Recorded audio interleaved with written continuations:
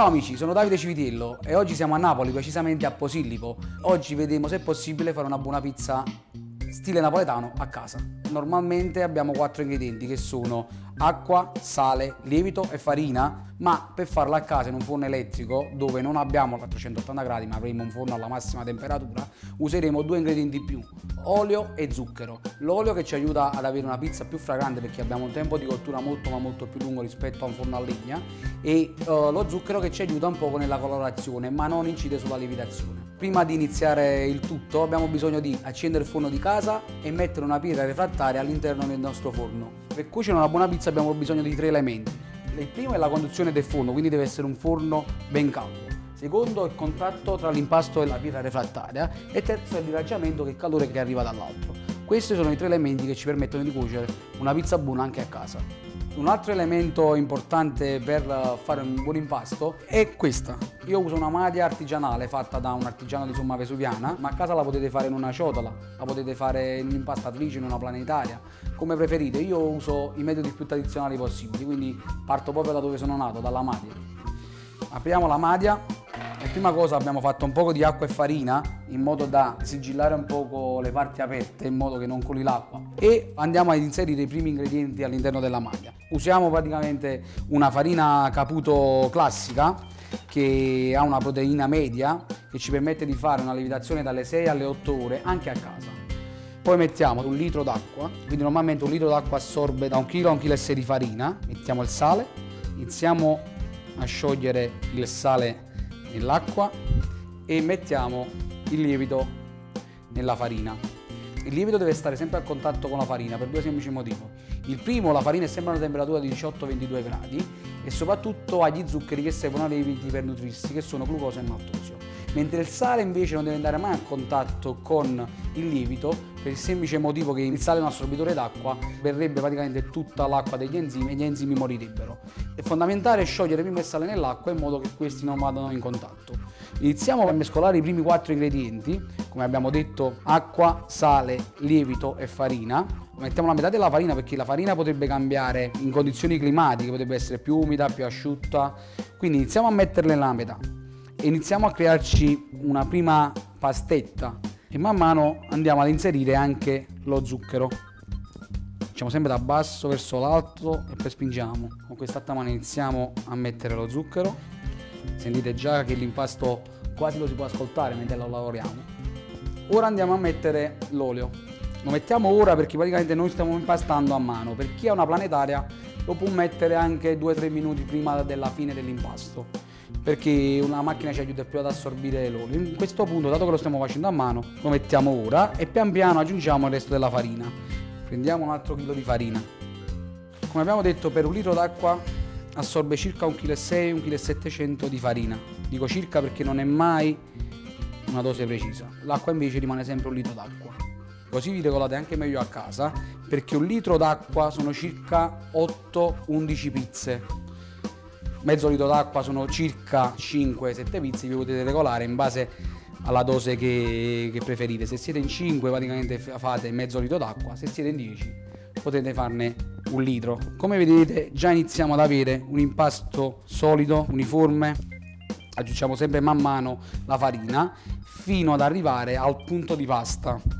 Consiglio per un forno a casa sempre un impasto molto idratato, un po' più idratato, che va bene per le lunghe cotture, che sulla pietra abbiamo più o meno 5-6 minuti di cottura, quindi abbiamo bisogno dell'acqua all'interno del nostro impasto. Mentre continuiamo la mescola degli ingredienti, all'improvviso abbiamo già un impasto, come vedete, solido. Ci andiamo a liberare un attimo le mani, sempre con un po' di farina. Nel gergo dei pizzaioli ci laviamo le mani proprio con la farina e andiamo a terminare il nostro impasto proprio sul tavolo da lavoro. Iniziamo a lavorare a 2 mani, come vedete iniziamo a lavorare proprio sul glutine, vedete che diventa sempre un impasto più elastico. Per tutti i tipi di impasti, che sia pizza, pane o altro, deve lavorare dai 15 ai 20 minuti. A mano è sempre consigliato qualche minuto in più, perché lavoriamo non con la forza della macchina ma con quelle delle mani. Continuiamo sempre a lavorare fin quando che non abbiamo un impasto uniforme, lucido e bello elastico. Dopo 20 minuti andiamo a scoprire il nostro impasto e passiamo alla seconda fase, la stagliatura. Andiamo innanzitutto a tagliare un filone di impasto, lo arrotondiamo e in questo modo è come lo faccio io in pizzeria. Uno, e qui abbiamo un primo panetto. L'altro è come quando andiamo a preparare la mozzarella, quindi è questo.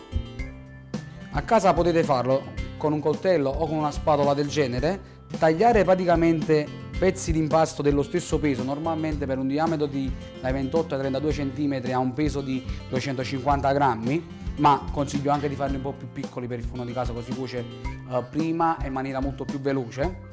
E una volta tagliato, giocate, ci girate sopra e abbiamo lo stesso risultato. Quello che conta non è la tecnica, ma il risultato finale. Il nostro risultato finale deve essere 8-9 panetti, 10 forse, dipende dall'impasto, dello stesso peso e tutti belli rotondi. Potremmo uscire 8-9 pizze.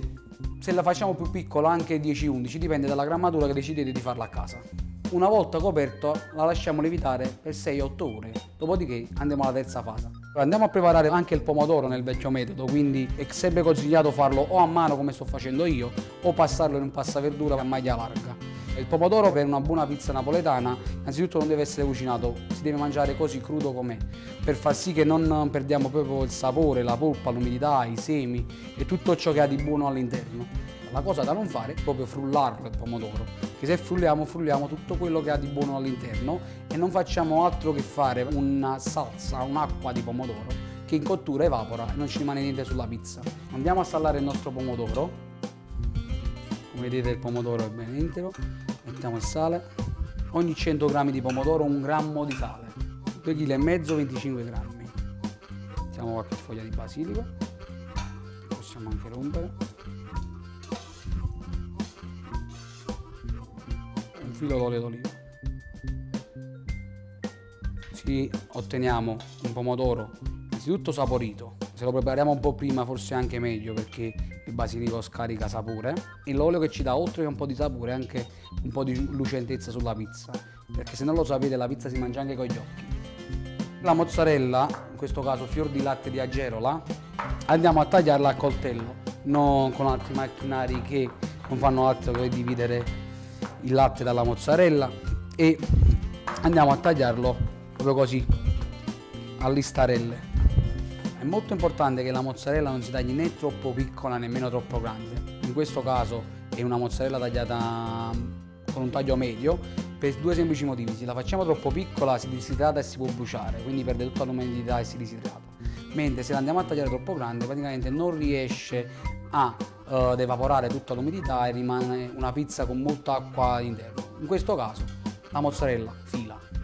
Dopo le 6-8 ore di lievitazione noteremo che il nostro impasto sarà raddoppiato di volume, come in questo caso, e siamo pronti per la terza fase, la stesura. Per la pizza napoletana innanzitutto il primo trucco è toccarla poco. Spesso si sbaglia perché tendiamo a toccarla troppo, a stressarla.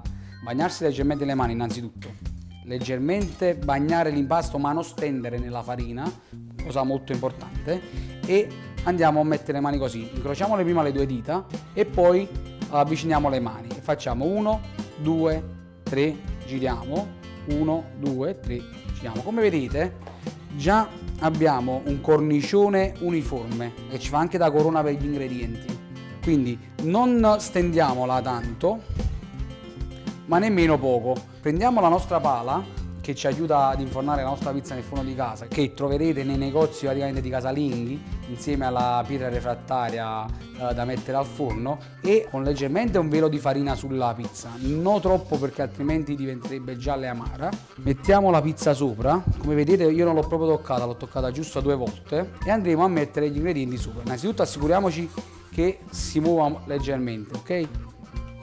Poi pomodoro che mettiamo al centro, normalmente un cucchiaio un pochetto, non esagerate, 2 cucchiai sono troppi, perché più liquido mettiamo sulla pizza più la pizza praticamente fa fatica a diventare bella e uniforme, non evapora tutta l'acqua, e lo giriamo in maniera spirale fino al bordo, senza uscire dal bordo, perché se usciamo si potrebbe attaccare sulla pala, non riesce a scendere, quindi è molto importante che rimaniamo dentro al bordo. Mettiamo la mozzarella, lo scopo è quello di mangiare una pizza con la mozzarella e non la mozzarella con la pizza, quindi mettiamo la giusta dose, sono circa 70-80 grammi per una pizza di casa, del basilico fresco e olio extravergine d'oliva. Facciamo il famoso 6 del pizzaiolo. A questo punto siamo pronti per andare in cottura. Apriamo il forno di casa che è già bello caldo e pian piano facciamo scivolare la pizza sulla pietra refrattaria. Normalmente con un forno napoletano, nella classica pizzeria napoletana, cuoce 90 secondi. In questo di casa sulla pietra refrattaria 5-6 minuti. Dopo 5-6 minuti di cottura è pronta per essere mangiata. Ecco qui la nostra pizza napoletana a forno di casa.